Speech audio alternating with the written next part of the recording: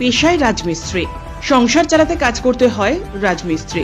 ইচ্ছে ছিল লটারির টিকিট কাটার। মঙ্গলবার দুপুরে নিমাই সরকার 120 টাকা দিয়ে লটারির টিকিট কাটেন। বিকেল হতে না হতেই তিনি জানতে পারেন প্রথম পুরস্কার 1 কোটি টাকা। লটারির মাধ্যমে তিনি হলেন কোটিপতি। রাজমিস্ত্রি হলো কোটিপতি।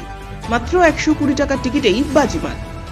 ইংলিশ বাজার ব্লকের ফুলবাড়িয়া গ্রাম পঞ্চায়েতের তাঁতিপাড়া এলাকার বাসিন্দা নিমাই সরকার নামে এক যুবক রাজমিস্ত্রির কাজ করে কোনো রকমের সংসার চালাতো।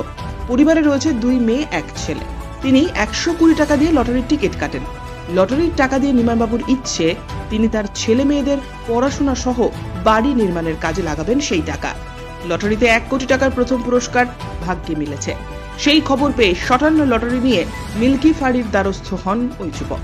তবে তার স্বপ্ন ছিল লটারিতে একদিন না একদিন 1 কোটি টাকা পাবেই।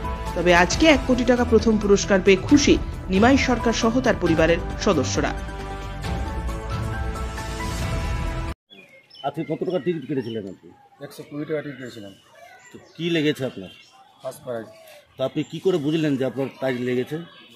আমি বুঝলাম, খাওয়ার পরে মিলিয়ে দেখি যে আমার ফার্স্ট প্রাইজ লেগেছে। তারপরে আপনি কি করলেন? তারপরে আমি আসলাম মিল্কি ফাড়ি আমাদের প্রশাসনের সহযোগিতার জন্য। আমাদের সহযোগিতা করেছে।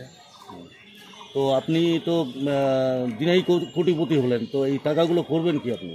এই টাকাগুলো আমার 2 মেয়ে আছে, ছেলে আছে, তাদেরকে মানুষ করবো, আয়োজন করবো। আপনার নাম?